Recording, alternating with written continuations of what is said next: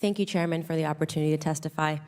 I want to testify just as a Black American today, and I want to first start off by saying that white supremacy is indeed real, but despite the media's obsessive coverage of it, it represents an isolated, uncoordinated, and fringe occurrence within America.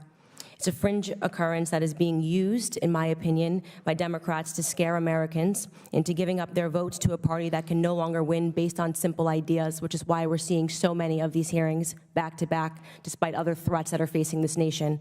I want to reiterate that point. White supremacy is real, just as racism is real, but neither of these ideologies are real in this room. They have become mechanisms for the left to continue to call these hearings and to distract from much bigger issues that are facing this country and which threaten minorities. Much bigger issues that they are responsible for. White nationalism sounds a lot better as a threat than father absence. When are we going to call a hearing on the 74% of single motherhood rate in Black America today? My guess is probably never. Since Democrats are the author of that epidemic, which leaves us, Black Americans, 20 times more likely to end up in prison, 9 times more likely to drop out of high school, and 5 times more likely to lead a life in poverty and to commit crime. White nationalism also sounds a lot better than illiteracy rates. I'm assuming we're never going to call a hearing on that, which is a real epidemic that is facing Black Americans and minority Americans today. An epidemic which, by the way, has a lot closer of a tie to our nation's history of white supremacy. Slave codes in the early 19th century made it illegal for Black Americans to learn to read. Why? Because if slaves could read, they could access information. I don't believe that much has changed. On the most recent National Assessment of Educational Progress, just 17% of Black students scored proficient in reading at a 12th grade level. 83% of Blacks in America were not found proficient in reading at a 12th grade level. Are we going to have a hearing on that? Probably not. White nationalism also sounds a lot better than abortion as a threat, which has resulted in the slaughter of 18 million Black Americans since 1973 and points to a bigger crisis, which is the fact that the Black population growth has stagnated in this country. The crisis that in major cities like in New York, we have more Black babies that are being aborted than born alive. If we're talking about preserving lives and we're talking about white supremacy, we should probably have a conversation about that. But today, in this room, we're going to see Democrats try to connect the dots to white supremacy and the internet. So the question is why? So that people who have absolutely nothing to do with propagating white supremacy are censored, silenced, and controlled.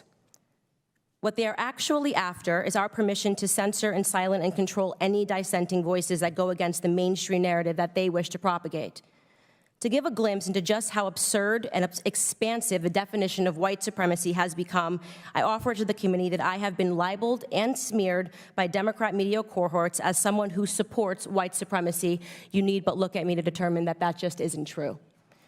Why? Because I routinely say, Black people don't have to be Democrats. I am now considered somebody that is radicalizing people on the internet. What a radical idea. Black people waking up to the abuses and the Democrat Party, which has been instigated upon Black America over the last 60 years. There have been sincere attempts, just so everybody knows, to censor me on social media because I am radical. YouTube once censored me for criticizing Black Lives Matter. They reversed the censorship and they apologized and they called it a mistake. Facebook once censored me for calling out liberal supremacy as a threat facing Black America. What I said specifically was that in any community where liberal policies reign supreme, you will find that Black America is hurting. I stand by that assessment. Facebook reversed my censorship, apologized, and claimed it was a mistake.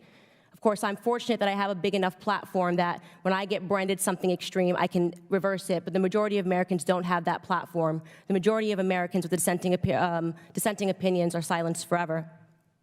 Many words which have once held very serious meanings have come to take on a different definition over the last couple of years, as Democrats have desperately tried to grapple with the fact that they are no longer able to manipulate Americans with broad claims and broad strokes of racism, sexism, misogyny, and the like. Words like racism, which today most nearly means anything or anyone that disagrees with a liberal, and terms like white nationalism, which today and in this room and upon this floor most nearly means that it's election time, America. It's time for the left to do what they do best, divide, distract, and hope to keep their most important voting bloc to their party, which is Black Americans, angry and emotional and reactive enough to keep voting for the same party that has systematically destroyed our families, sent our men to prison, and deferred all of our dreams. I would close out by telling you that this is not going to work. America, and more importantly, Black America, is waking up to the ploy. The bad acting, the faux concern, these hearings, it's not going to stop Black America from breaking the chains of victimhood, and it's certainly not going to stop me from being one of the loudest voices against it. Thank you.